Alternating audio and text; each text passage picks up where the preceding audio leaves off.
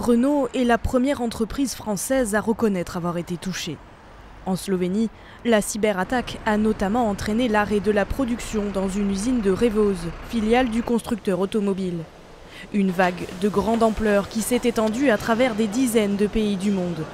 Nous rencontrons un problème sur nos réseaux internet et téléphoniques.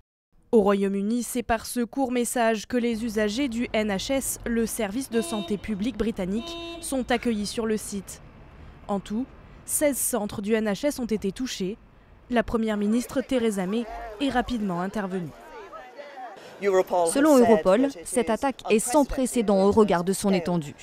Notre centre de cybersécurité travaille actuellement avec toutes les organisations touchées ici au Royaume-Uni. Il n'y a pour l'instant aucune raison de penser que des dossiers de patients auraient été affectés.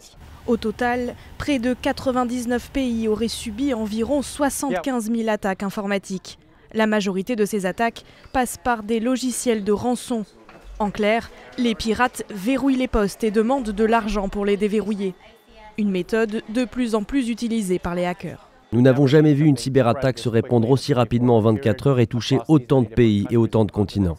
Des entreprises espagnoles comme l'opérateur Telefónica ont également été victimes de cette cyberattaque. Les pirates auraient exploité une faille dans les systèmes Windows. Celle-ci avait été divulguée dans des documents dérobés à la NSA, l'agence américaine du renseignement.